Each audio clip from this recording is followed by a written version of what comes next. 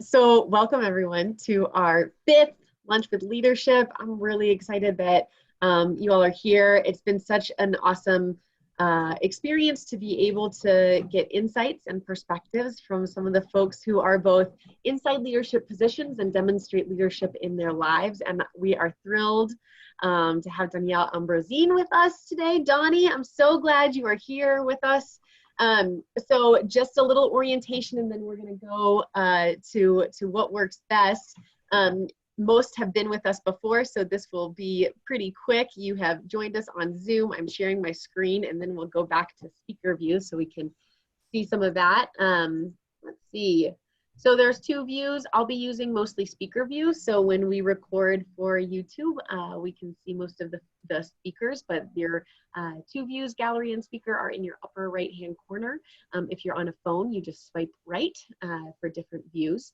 The chat bar is there, but we're really going to encourage a conversation here, so folks to kind of come off mute because we're in a smaller setting with us. And so this is how it'll work. I've asked Doni to share some information with us. We'll end with an incredible, inspiring quote, talk a little bit about her journey and how she's been seeing leadership during this odd time that we are all in, and then really want to get you all asking some questions about journey and whatever she shares. So please prep for that, and I will stop sharing now and then pop over. So Doni, I'm going to pass it over. I'm hoping that you can share with us, just for those of you who don't know, introduce yourself and a little bit about what your journey has been, both before CSU and what you're doing currently. Oh, wow, before CSU. No. Woo, it's a long journey. All right, so I actually have my undergrad from CSU in journalism. I started out in microbiology, switched senior year to journalism. With the intent of going into the medical field, and ended up, first I was at Pepsi Cola in marketing, and then I went to Johnson & Johnson. So used that science degree, but I was in marketing there as well. And that was my intent when I switched majors, to use science and marketing together. And so it's so interesting with all the COVID stuff and understanding from a different level. And yeah, there's times I do wish I was still in science because it's pretty awesome. But anyway, speaking of you loving your psychology stuff. And so Pepsi, Johnson & Johnson, and along the way, used my journalism degree quite a bit too, from public relations, and then switched to marketing, got an MBA as well, and was a columnist for the Denver Post for 8 years. While I had a manufacturing company, and we had products, award-winning products in 45 countries. And we sold through stores like Hallmark and the Met Museum and MoMA. What is that? The what is MoMA? M-O-M-A. I can't think of it right now, but you guys know what I'm talking about, right? Yeah, but I don't either. I don't know the acronym. The Getty, all the major museums in the world carried our products, and then a number of stores. Hallmark was one of our biggest customers. And so I used every part of my degree in my journey, and I loved it. And then came to the Student Center after I was just chilling for a while because unfortunately, I had a health event, so I almost died, and I was just taking some time off, and brought my cousin to visit CSU and people who had been there, which, by the way, my first job out of school was at CSU in the public relations department. So I was bringing my cousin's daughter to check out the university, and they live in New York, and I couldn't believe this was her top choice of school. She had no idea it was my alma mater because, you know, people in New York don't talk about anything outside of New York as being anything of consequence. So, you know, they didn't know that I went to school here, or she didn't know, you know, she's much younger than I am. So ended up, they were like, hey, there's this position open. Are you interested? And that's how I ended up at the Student Center. So I'm director of marketing for the Student Center. It was a really small department when I first got there. And up to now, we had about 25 people on staff regularly, 70 to 80% students, and about 200 projects a month that we'd work on. And so the last few years, we've been working on steadily making that a little more manageable because our office could only hold so many people. And we are a professional office powered by students. So it takes a lot of effort to make that happen and put out professional work. And I'm really proud that most of our students, I mean, many years we had 100% placement rate. A lot of our students have really excelled in their careers and moved forward very quickly. It's not an easy job. It's a tough job because people are expecting professional work. And so we try to choose the best of the best, and we try to teach them a lot. And I think it shows in where they go afterwards. So that's the story. Donnie, that's great. And we will dig a little deeper into your story as we go. I think it's such a great demonstration of how you can start somewhere like CSU. And I'm sure there is a lot even before that, but all of us probably have some connection into CSU who's in this room right now. And so to see a journey and how there have been different chapters of that journey, that's really exciting. I'd love for you to know a little bit about who's in the room. And so want to welcome folks to come off mute and just do some introductions, since we are kind of a group that makes that possible. So if you want to share, I'll just call on folks kind of down the list and share just name and connection into CSU. And I'd be really curious, like your favorite type of media to consume, or like a marketing campaign that has really stuck with you. I think that could like, yeah. So I'll give you a couple seconds to think. So for you who don't know me, my name is Emily. I'm the Assistant Director for Training and Development at the Lory Student Center, and my pronouns are she, her, and hers. I like to share that. I'm slogan-wise, I know slogan is different than marketing. Marketing is about telling a story and PR and all that. And so, but for a slogan, the Snickers, why wait? Every time I'm hungry, I go to Snickers. And then I got on the TikTok phase. So you've been what? I'm TikTok. Oh, I'm not TikToking, but I'm watching a lot of TikTok. I've heard it's addictive. I haven't gotten on yet. It is. People send me videos, and I love every one that they send me. But yeah, I don't need another thing to like consume the little bit of extra time I have. I feel you. Awesome. Let's go maybe Juliet, and then Adam will hear from you. Did we lose Juliet? I think we lost Juliet. No, she's right here. Oh. Oh, there you are. Hi. I'm Juliet. I use she, her, hers pronouns. I work at Slice for Public Achievement, which is an outreach program. And then media, I don't know. I really like podcasts, but that's not quite visual media. It's still media. It's good. Thanks, Juliet. Let's go Adam and then Jack. Unmute. Hello, Adam. I use he, him pronouns. And my favorite media, I'm a involvement advisor in the Slice office. And let's see, I was thinking about this, and then for some reason, I know I have a good one, but like, I just can't think of it right now. So I'm just going to go with something generic. I think, like, I don't know, like I was thinking about it, and like the NBA has like a really interesting like marketing, just because I think sports in general, and I'll probably ask a question about this later, but I think sports in general just have like a really like, especially in like the playoffs, it's just like, it's like, oh, like this big event, you know, and it's like all this like lead up of a whole season, this big event, and it's just like, to me, it's really interesting how they market that, and they get a lot of sales out of a little bit of tickets. Yeah, I know the former CMO of the NBA, and it's a pretty cool job. Dang, that's awesome. Thanks, Adam. Let's go Jack, and we'll go Amber after that. So my name is Jack. I'm a student at CSU, obviously, and I also work for the LSC IT department. Oh, right behind us, Jack. Yeah, right next to you. Hi, neighbor. And for my favorite piece of advertising, it's kind of old, but there's a Subaru series of advertisements called I think the Barclays. So Subaru found out that a lot of people who own Subarus also own dogs. So they featured a family of dogs in advertisements. And I thought they were really cute. and they were also really successful. Love it. I really value Subaru's marketing campaigns. I think they're just like really value laden a lot of the time. Thanks, Jack. Let's go Amber. Which is their and brand. It makes a lot of sense. Absolutely. We'll go Amber and then Lezly. Hello, I'm Amber. My pronouns are she, her, hers. I work as a student custodian in the Lory Student Center.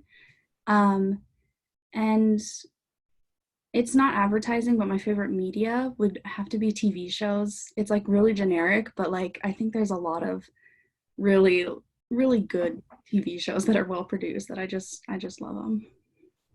Agreed. Yeah, I think you can do so much with a series. If you've seen Little Fires Everywhere, it's based on a book. Oh my God, it's really good. It's on Hulu right now, based on a book. But because it's an 8-episode series, you can dig so much deeper into the characters and all of that. So I totally agree, Amber. Thanks. Oh, that has Kerry Washington, right? Yep, Kerry Washington, Reese Witherspoon. And, what's her name? Blonde. Reese Witherspoon. Yes. All right, Lezly, and then we'll end with Jorge. Hi everyone, I'm Lezly. I work at Collaborative for Student Achievement, and I'm also part of Community for Excellence. And I think my favorite media is the one Harley Davidson uses, just because they really emphasize like the family relation, I guess, all the bikers have. So yeah. That's awesome. Yep. Something about those values, they speak to us. Thanks. Yeah. All right. And we'll end up with Jorge and go back to Doni after this. Hello, everyone. My name is Jorge. I work at Collaborative for Student Achievement. My favorite slogan is probably Nike, the Just Do It. Yeah. It just, I don't know, it motivates me to just do things when I feel dismotivated. And yeah. Love it. That's awesome. Those little slogans that can inspire action. I think that's a lot of the crux of it, the foundation, right? Inspire action, inspire behavior. Well, thanks everyone for being here. I'm really excited to kind of turn it back over. And again, I have some questions, but really more of like a dialogue. It sounds like some of you have been thinking of questions too, to really hear about marketing from different perspectives. And Doni definitely has a ton to share with us. So I'm thrilled. Some of this, Doni, we can go wherever you want. One is to share, I think marketing is such a necessary perspective to assess what's going on right now, right? And so thinking about maybe a story about the past month from your perspective, right? So much has changed over the past 5-6 weeks, and marketing and communicating a message feels really important right now. So will you just share with us a little bit of a story from your experience over the past month or so? A story, just any story from my experience in the past month? Yeah. That has to do with marketing. Oh, I have a good one.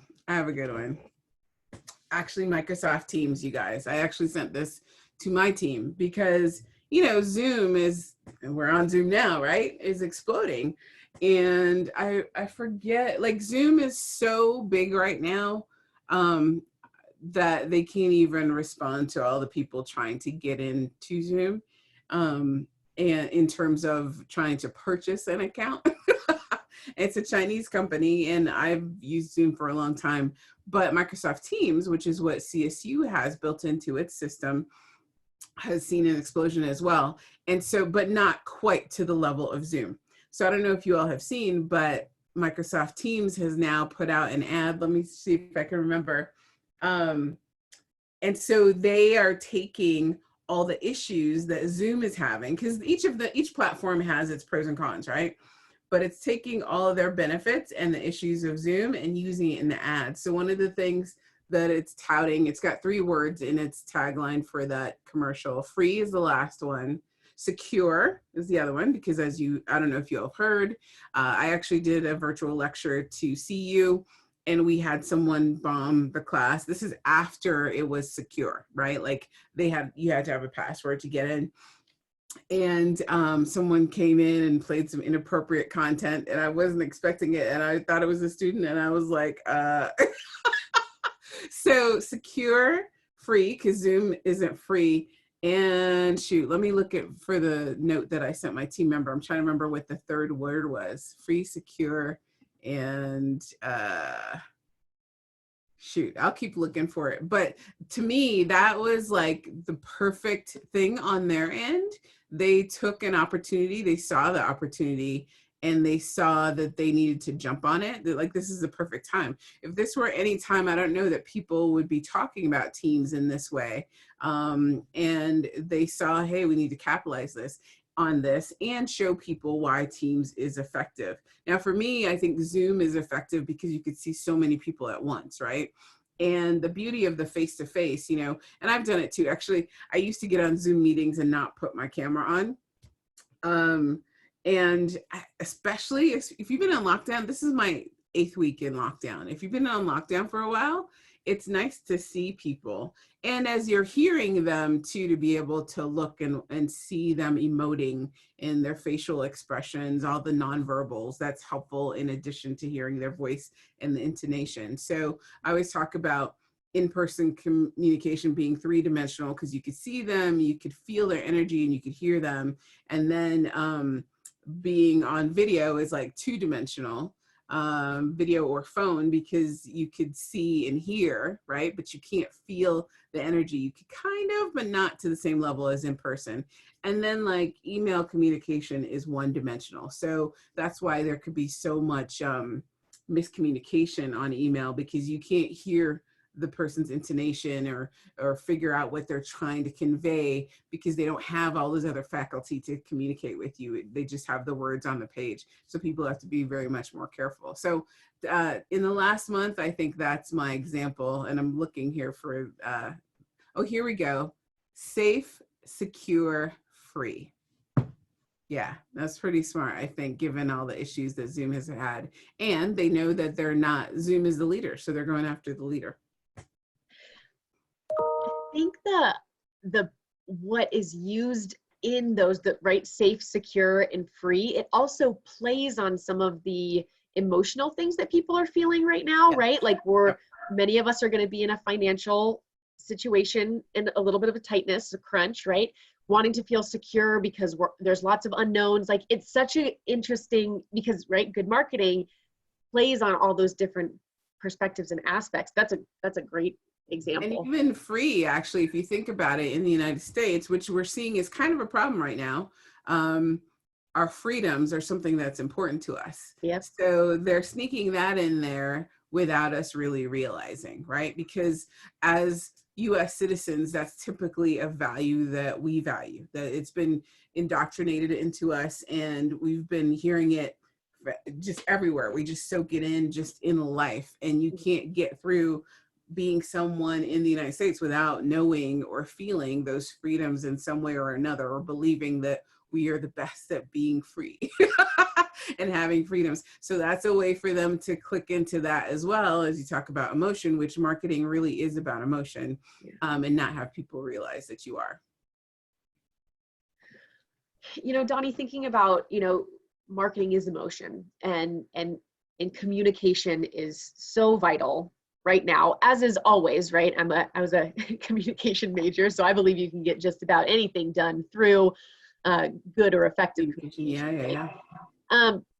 How important do you feel like good communication or good marketing is during these times, right? It's huge. It's huge. And you know, it's so funny as we talk about conveying things to people without them knowing it. You know, one of my former students a few years ago said something to me about marketing being manipulation, and I was so shocked, like, what are you talking about? And in the last few years, though, he's crossed my mind a few times, because there are people who see marketing that way, and I can see why. I mean, I'll have to tell you, there's times right now that I'm embarrassed to be a marketer, because if you get on any social media channel, you see all the commercials that are marketed to you. And some of the people, I'm like, dude, really, do you really think that you can teach someone that, or you have the credentials for that, or that this is real? And the sad part is, a lot of the people teaching some of these courses do believe it's real, right? they believe in what they're saying. But for me, some of the marketing tactics are just embarrassing as a marketer, and that goes back to the manipulation. So so communication is super important, and I think intent is really important too. And communicating the intent properly is just as important, because you know, I'm sure you all have heard it that intent matters, right? Everything is intention. Going into any marketing campaign, going into developing any slogan, even any artwork that you do, even on my journalism side, I teach in journalism at CSU, and any article that you write, everything, you should always have an intention first. And that intention should be at the core of everything that you're trying to convey. So sometimes we have an intention, it isn't conveyed properly. Often it might be because we're not keeping in mind the audience. So your intent is what your message is, but it's also who's receiving the message, right? So you have to keep your audience in mind at all times, and the intent of your communication at all times. And if those are congruent, and you also have honest intention, typically that comes across. But you have to pay attention also, right? When we're not paying attention, and when we're not being open, and when we're not empathetic to everyone in our audience, that's typically when things go awry. And one thing we didn't talk about, sorry, I don't know if you hear my monster printer doing all these crazy things. I don't know what's happening right now, why it's making these noises, but it's actually printing stuff. I don't know what it's doing. Hold on. A secret message to all of us on the lunch. So weird. I don't know. Anyway, I guess that was my printer's way of saying amen. So, but it's really important to have that intent, and to have empathy, and to be as open as possible, and to admit when you're wrong too, because not everybody knows everything. You know, to me, a good marketer is always aware that they are not, I don't want to say the smartest person in the room, but aware of everything, because we all see everything through our own experience, and that limits us, right? So the more we expand our experiences, and the more that we look to be bigger than ourselves, no more than just what we've been taught, by seeking others who have different lives, different points of views, making sure that we continually stay open to that. And that even when you're open to understand that you still don't know it all, that's super important, right? So empathy to me is a big part of that communication process. And then just being real. You know, and how you talked about it and framed it, Donnie, what I hear also is the principles of community, right? So thinking about even in what you just shared, the integrity that has to be present, right? That congruence of your intent, and paying attention to making sure what the audience is feeling, that inclusion, that broadening of perspectives, respect, service, and social justice. To be a good marketer and to share the message with integrity is a service that's really needed. And so it's really, I don't know, it's kind of cool to hear those exemplified in what you work to do every day, right? What you lead to do every day. So are there things about the types of communication that you've been asked to create, to put forth, that you feel really good about, that have aligned? And has there been anything that you've been like, we need to vet this a little bit more, right? From your professional experience, right? Your leadership. It's almost always, you need to vet this a little bit more. I mean, I actually was talking to my team yesterday, because here's the thing, you have the additional responsibility of communicating it well, right? And whereas other people, let's say you have a client who wants you to do something, they have the luxury of just being, throwing it at you and walking away and saying, you do it, right?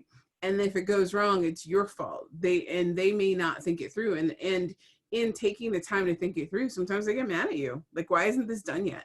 Well, because it's not just about throwing an image, whether it's graphic design or the written word or a video or whatever, an event. It's not just about throwing it together and having it be a fabulous event. If you really want to do it well and have it be excellent, you have to think about it from grassroots, from beginning to end. And execution is such a huge part of marketing.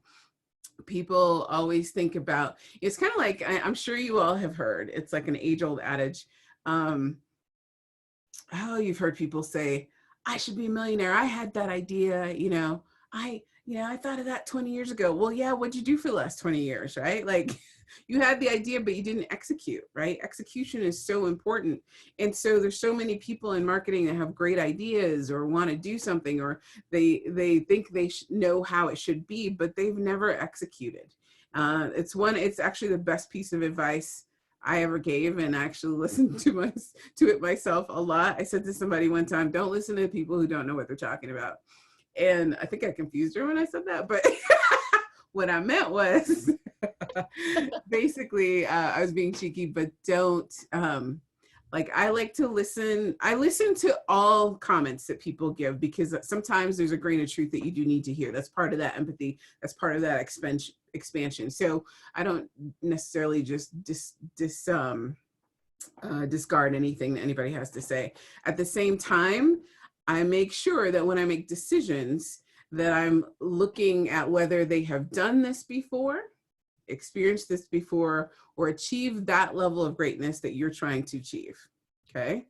So if they haven't gotten there yet, but their attitude and their confidence acts like you should be paying attention, it's up to you to discern, should I listen to this? Do they know what they're talking about? Because often they don't. And especially in marketing, so many people have their ideas and their opinions, and they think that they know what marketing should be. And I hear non-marketers say all the time, oh, well, that's not good marketing. And yeah, well, what makes you say that? Let me hear you break that down into exactly why from A to Z, that's not good marketing, right? What was your intent? And a lot of times when you do break it down, you'll see that that person's intent isn't exactly what you were asked or they asked you to do, which is where the integrity comes in, right? And that's, I think probably the biggest thing that I run into is people do use marketing to manipulate. They want to be seen a certain way. They want it to look like they're doing certain things, but beneath the surface, that's not their intention. And so then you have the fantastic job of trying to have a good intention with something that may not have started out that way. So yeah, we always have to stop. And then you get the ire with that, right? You get the people who are angry that it took too long, or I could have done that like this. Oh yeah, and I would love to see how that would have executed, right? You have the luxury of being able to say that without having to do it, so. Yeah. I hear also a theme of critical thinking. Oh, 1000%. Yes, right? And so asking those questions, not just accepting it at face value. I really appreciate how you broke down it's not, don't just accept someone who's saying things with a lot of confidence. Go back and look at the experience and the plan and action and all of those, right? I think about, many folks have to take public speaking 101 and the, ethos and pathos and logos, right? Is it credible? Is it logical? And then does it kind of play on that psychology of it? But really looking to that credibility of that experience feels so important. You're definitely making me think. I have, of course, some continued conversation and question parts, but I really want to open it up to folks who want to ask some questions too. Are there any questions that are out there at this point about anything that Donnie has shared or anything that you're wondering? You can either come off mute or write it in the chat.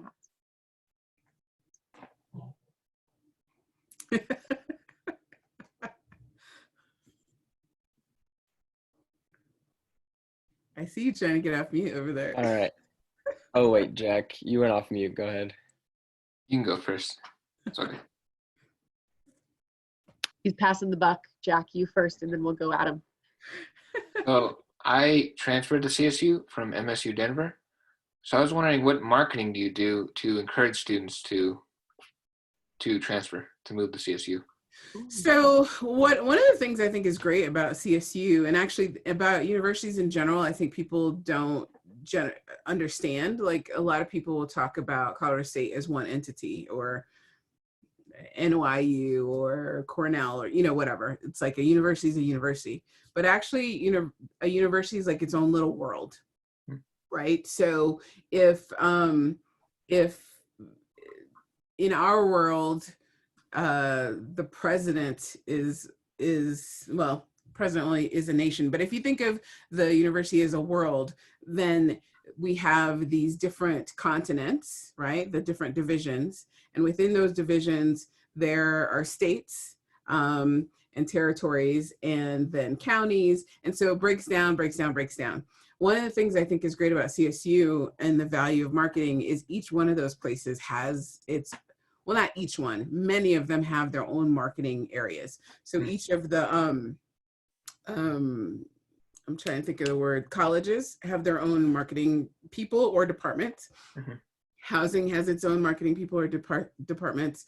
The university as a whole has one that takes care of the university interests, and then admissions has their own. So I don't work on bringing students to the university. I'm director of marketing for the Student Center. So ours is a little different than anyone else on campus because we have retail and we have brands that we work with at the Student Center. So no one else at the university has that ability to speak to the commercial and retail aspect, except for the convenience stores that housing has, but that's still not the same because it's not a brand like Aveda or Freddy's. The food options we have are Starbucks or Under Armour with the bookstore.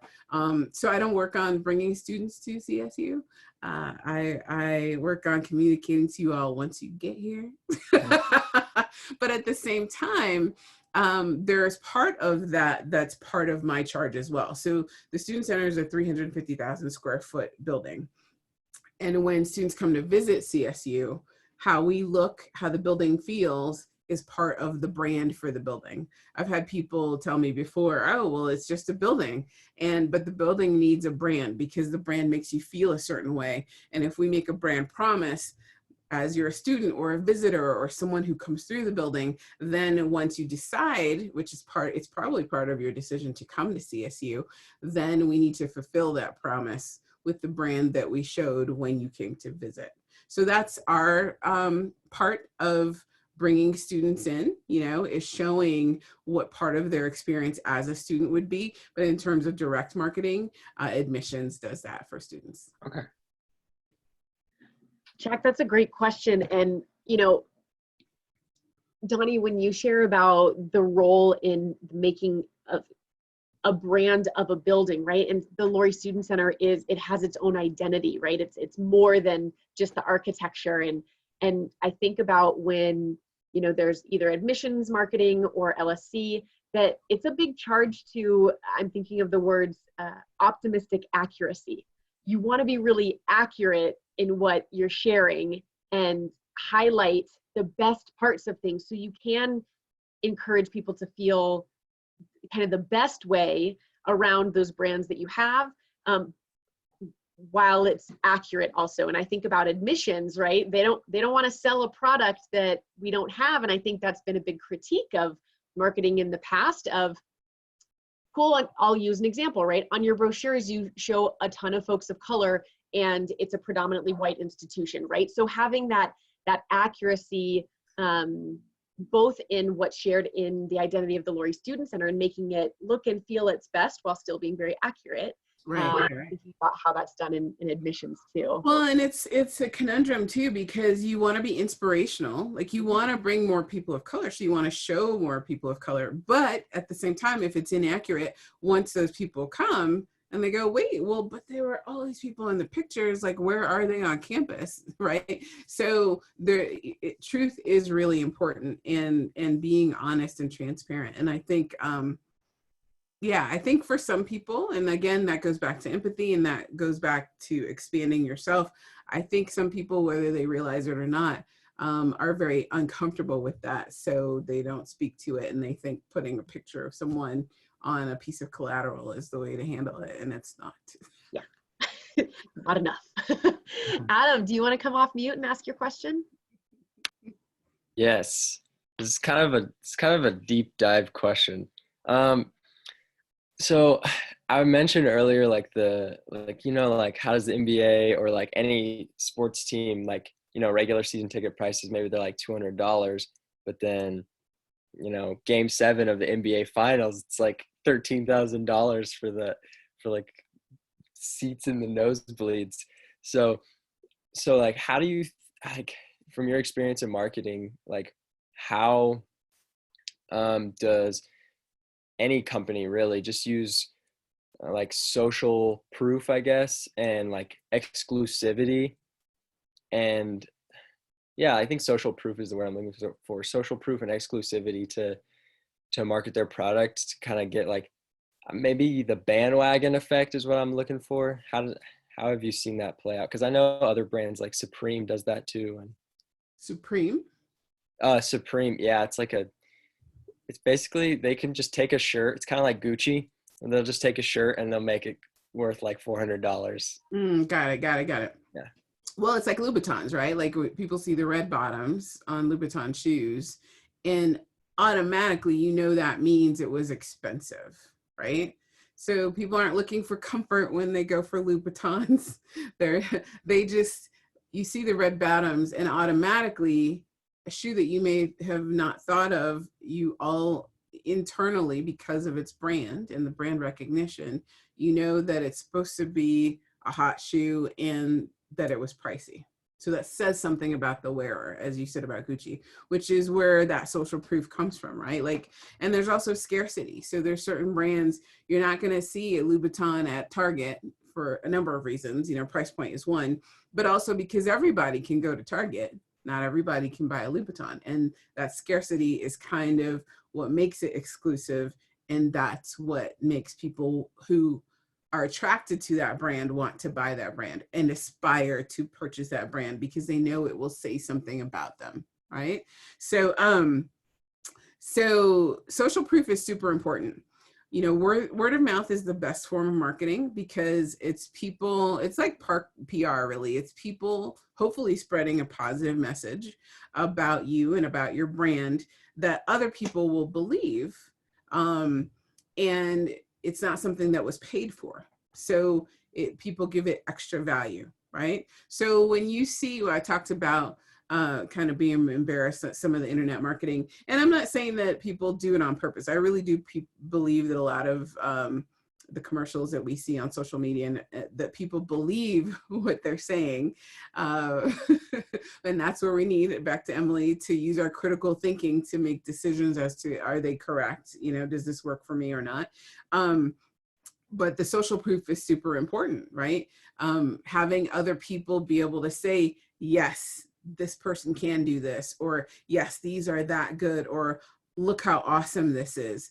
That social proof, it has always been very valuable. And that's kind of, if you think what commercials aren't social proof because they're paid, like they're manufactured, but that's the intent there, right? To show love, to show happiness, joy, affluence, any of those things. Those are things that people are looking for. So that's what the marketing, those are the emotions. Well, those aren't emotions, but those are the things that marketing uses to tap into the emotions of what do you want. People want to be loved. They want to be heard. They want to look good. They want to feel beautiful, and that's why you see commercials, good ones, usually tap into all of those things. And they want to make more money because money in our society says you will achieve all of those things. Donnie, that feels like a really great transition into the quote that you shared with us. So for folks who have joined us before, we ask our guests and folks who are here with us to share something that either inspires or they keep going back to. And this is what Donnie shared with us to prepare. More grace, more joy, more empathy, more gratitude, and yes, more love.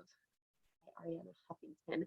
Donnie, do you want to tee up for us or share why this speaks to you and what was important about sharing this with us? That's something that, this is like me in a nutshell. This is what I try to remember to have and to do, to have more grace for people, to be more joyful for myself, to always try to think of where the other person is coming from and to be grateful for the things that I have in my life, even if they're not great. You know, I do think one of the things we don't necessarily do that well is, oh, because your life is awesome, you can't feel badly, or other people have it worse. No, you still need to feel those feelings, and you could still be grateful for all the awesome things that you have.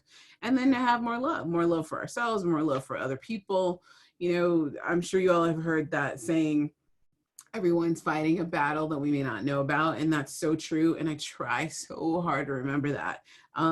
Sometimes it's obvious, whether someone's angry or supposedly happy or upset, whatever, to try to see where that's coming from and just have empathy for that person and let that rule my reactions. But, you know, it's a journey, and I just try to remember it all the time. There's let's see, I have a couple of quotes over here too. Here's one I have right on my wall. Let me see it backwards. I only do and say things that facilitate healing. So I try really hard to do that. That's what I'm trying to do this year. And yeah, that's where that came from.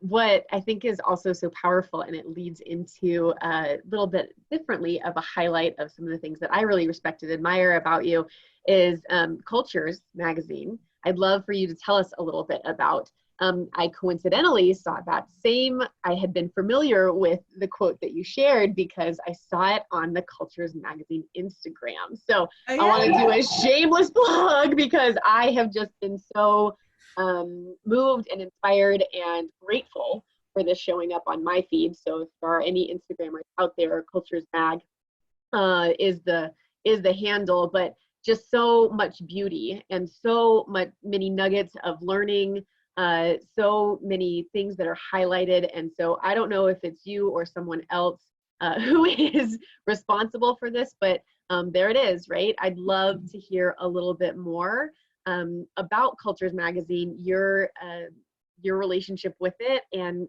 what that's been like for you. Well, thank you so much. I actually, this morning I was on a call to Austria, and she, this woman works for the UN, and she was telling me about speaking to the delegation. And I was so grateful because she said, you know, this is more than ever, we need what Cultures does. And I was thankful because when we first started this COVID journey, I thought, oh man, you know, what I do doesn't matter, right? But it didn't take me long to realize, no, it actually matters even more. So this is Cultures. It's a print publication. We're actually in our 6th anniversary. And we actually are up for, this is, I don't know if any of you were talking about watching TV. This is the cast of New Amsterdam. This is our current issue. And our next issue got pushed back. The director of Wonder Woman is on that one, and I'll tell you why. I went to London and was on set with her to talk about Wonder Woman 1984, which is now opening in August instead of June. And New Amsterdam is on repeat right now because they were one of the first TV shows. It's a medical TV show, in case you don't know, that donated all their equipment for, like, from the get-go to make sure the first responders had what they needed, and versus the TV show, right? So what Cultures is a global multicultural magazine, and we celebrate cross-cultural and intersectional identity because we believe that everyone should feel like they matter. And so unfortunately, even at a place like CSU that talks a lot about, well, I don't know so much about belonging, I guess, about belonging, but also about being inclusive and people of color. And for me, I grew up internationally. I grew up on 5 continents. I'm Afro-Latin. My mom's from Trinidad and Tobago. My dad's from Costa Rica. And unfortunately, my dad just passed away from COVID in New York City. But it has inspired me even more to do what we do. So in that celebration on this cover, this is Jocko Sims from Texas. This is Freema Ajaman. She is Ghanaian Iranian from the UK. That's Janet Montgomery from the UK, and then Anupam Kher from India. And New Amsterdam is a hit show right now. We had the luxury of being with them for the first season, and then we flew out to New York. That's at Bellevue Health Center, which is where New Amsterdam is based. And cool crew, very cool crew. So the director of Wonder Woman is a military brat, and she grew up in probably I think about 8 countries from the age, I started traveling at 2 weeks. I think she was 2 months. I can't remember. I always forget. I need to remember that. Anyway, so that's why we highlight those stories, right? And we try to use people that others recognize to attract them, to show that cross-culturalism and intersectionalism, so being multi-ethnic, multiracial, multicultural, immigrants, refugees, all of that, like those are voices that people don't really pay attention to. And even within communities of color, they're often forgotten. So in today's world, meaning COVID, it's been super important. And we actually have a special issue coming out that talks to our different correspondents around the world, in Austria, in Kenya, in Italy, Israel, and New York, about what the experience is. Because even it cracks me up listening to media reports and saying, oh, the United States and, you know, the UK or Australia or Korea. I'm like, okay, Amsterdam is like the size of, I don't know, I'm just making something up, but Maine, like, how do you compare? You know, and the United States is so big. So our experience here in Colorado is so different than my family's experience in New York, than my family's experience in Trinidad and Tobago, than people's experience in the UK. And so it's interesting that, you know, you could put, I think the United States would take up more than just Europe if you put it over there, but we're considering all those countries as separate, and everyone, the United States is one country, but we have so many different cultures within this country too.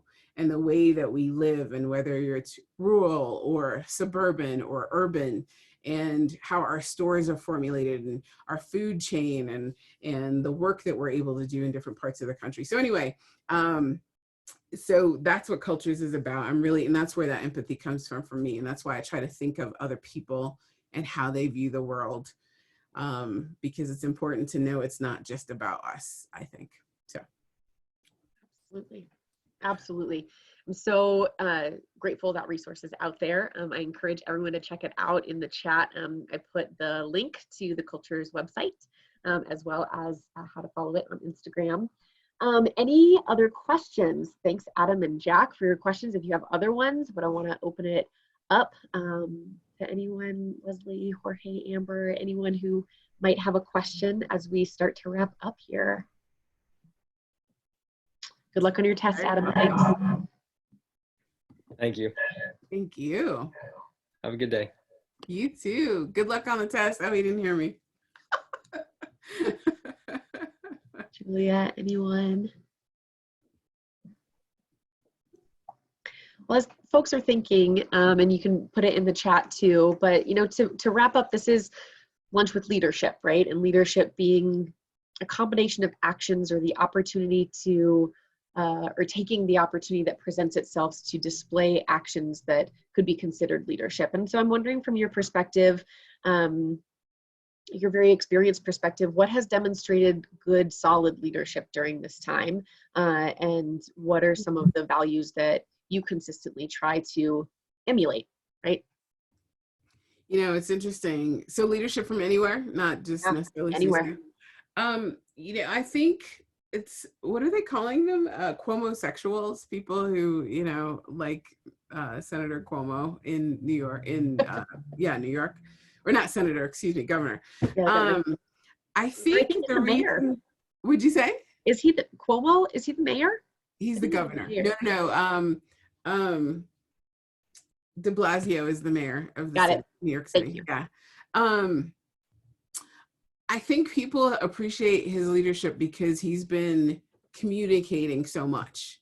I mean, I think you guys have heard it so much. I'm sure you've heard unprecedented a million times.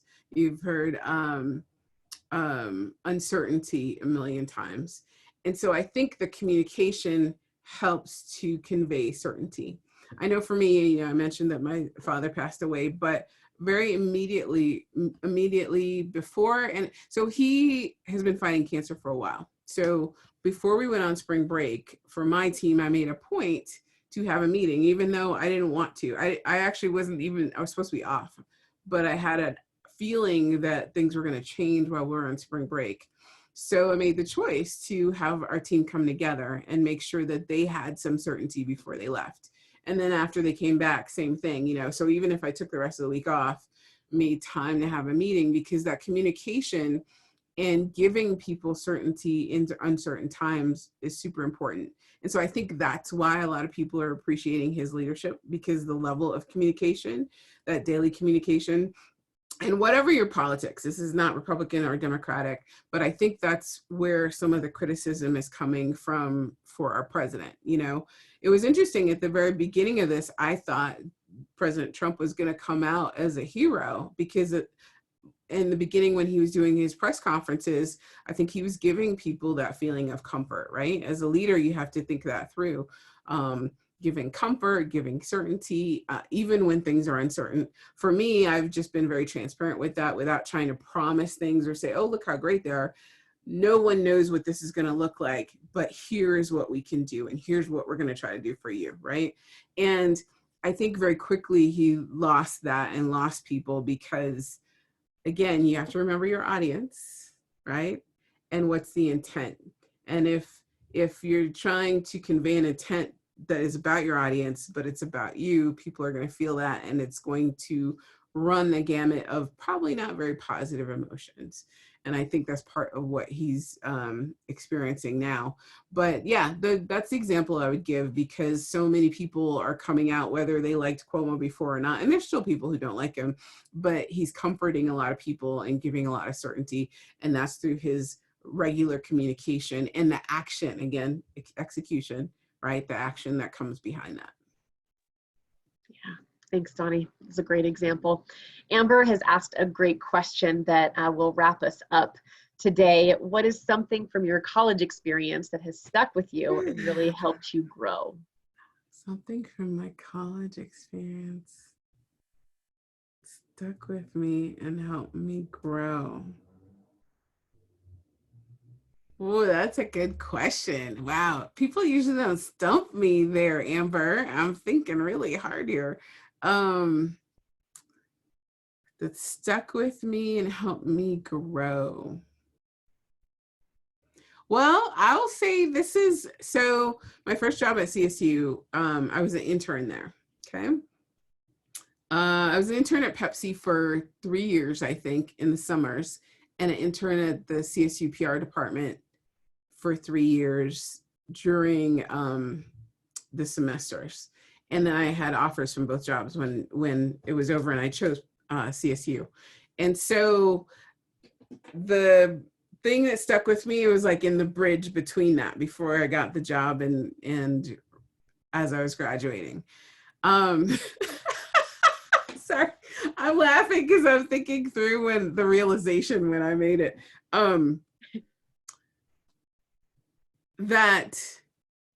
So it's funny that I gave the political example of leadership, right?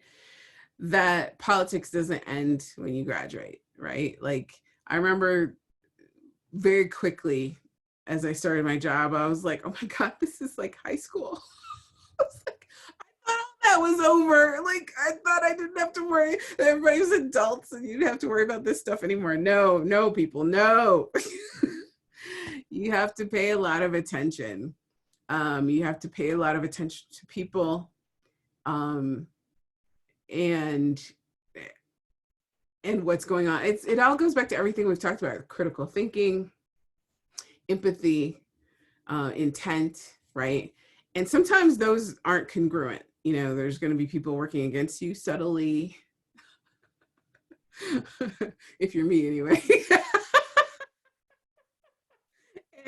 and you know, you have to figure out how to deal with that. So yeah, that stuck with me, and it's a lesson I give to a lot of my students. So the first thing is, one, it's really important. Like, I love what we do at Collab, because our intent isn't to teach you like school teaches you. We're trying to teach you like the business world will teach you, and to give you the skills that you need when you graduate. And we've had so many of our students come back and tell us that every time. And sometimes, you know, there's times they're pissed at you when you're doing it because they think you're a jerk, or why are you doing it like this? Or I'm a student, don't you care? It's like, yeah, I do care. That's why I'm doing it like this. And they come back and they go, I get it. Like, they'll tell me their first week, their first month on the job, they understood what we were trying to do and the difference it made for them. And so, yeah, I think it's just to know that critical thinking, that empathy, and that execution is super, super important. And that life doesn't change just because it's high school, college, or a job, or as you go up the ladder. Yeah, people still have their lives to deal with. They still have their problems that we don't know about. They still have their emotions, and we need to keep that in mind. That's what I would say. Donnie, that's great. Thank you so much for being here with us. Thanks for all the great questions from folks. That takes us almost perfectly to time. So I don't know how you, yeah, but we worked it out. There is the attendance link in the chat. So make sure that you do that so I can share with your supervisors who is here. Thank you. We have one more leadership and our lunch with leadership next week. And that will end up the spring semester of our SHAPE virtual professional development workshop. So Donnie, thank you so much for being with us. This will be on YouTube very shortly. Please come off mute and say thanks and bye to Donnie as we exit, and we will see you next time. Bye, you guys. Thanks, Donnie. You're welcome. Thanks for being Thank you here. so much. Thank You're you. welcome. Such a pleasure. Have a great weekend.